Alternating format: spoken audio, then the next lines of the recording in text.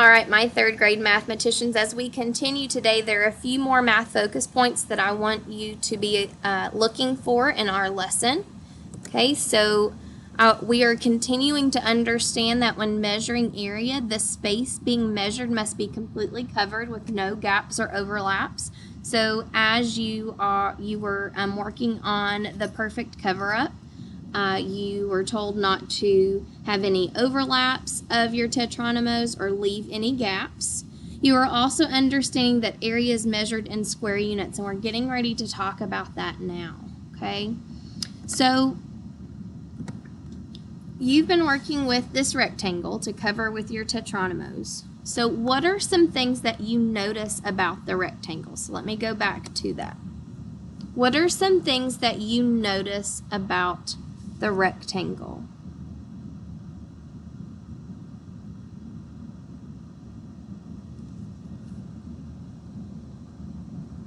Well, it kind of reminds me of an array, and we talked about that in Unit 1, and we even dipped our toes into area. I noticed that if these were square inch tiles, that there would be 8 across and 10 down. So remember, recently you have been measuring. We talked about perimeter. You measured big shapes on the floor or shapes that were given to you to measure the length and width and to find perimeter. So do you remember what tools you might have used? A ruler, a yardstick possibly, a measuring tape, okay?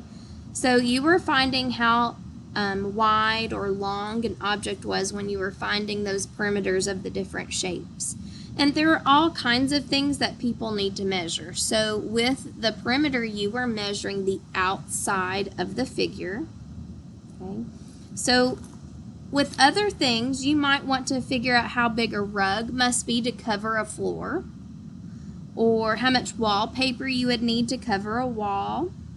So in those cases, you would want to measure a certain amount of flat space, so the inside of a figure or a shape.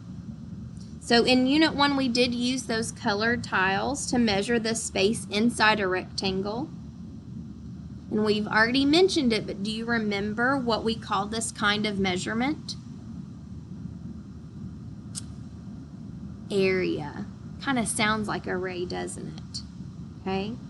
So when we measure length, we use units like inches or meters. So when you measured on the floor, or if you measured the shapes that were given to you, you used inches or meters or yards. When we measure an area, like the surface of this rectangle, we use a square unit. Makes sense because inside an area there are these squares, and whether you're measuring in inches or feet, each side of the square is one of that unit. So each side of these squares, if we were thinking about our square tiles, would be 1 inch, 1 inch, 1 inch, 1 inch. Did you see that? So all the way around, the square unit is one of whatever you're measuring. So if we're measuring inches, 1 square is 1 square unit. Okay, so take a look at this rectangle and take a minute and think about how many squares are in this rectangle.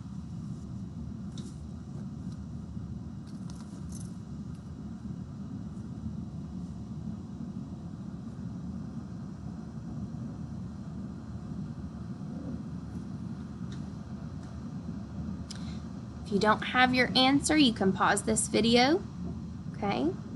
All right, so thinking about our work with area from Unit 1 and some of the dimensions I already mentioned. Remember, dimensions is the length and width of a figure or a shape or a rectangle, okay? So there's 8 units across, square units across, and 10 units down in the columns, 10 square units, okay? If I'm thinking back, remember an array, rows times columns. So 10 times 8 would be 80. So because there are 80 squares that fill this shape, we would say that this rectangle has an area of 80 square units. Or if we know that it's inches that we've measured in, it would be 80 square inches. So when we find area, we have to cover all the space. We can't leave any spaces or gaps. And we might use different size squares to measure a space depending on what size space we're measuring. So if you're measuring a large area, like an area rug or a wall for wallpaper, you may not use inches, but you may use feet or yards, okay? And so as we are working with our this next math concept of area, we'll consider different square units as we continue our work with area. So remember, area is the space on the inside of a shape or figure, okay? So you're going to be continuing with the perfect cover-up with the tetronymos, and remember, no spaces, no gaps, or no overlaps, and you're finding which tetronymos fit perfectly, okay? And remember, you can turn them like our T tetronymo. If you're working with that one, you can turn it different ways, okay, and see if that works better. All right, so in the next video, we're going to talk about which tetronymos fit, okay? All right, guys, happy finding the perfect cover-up.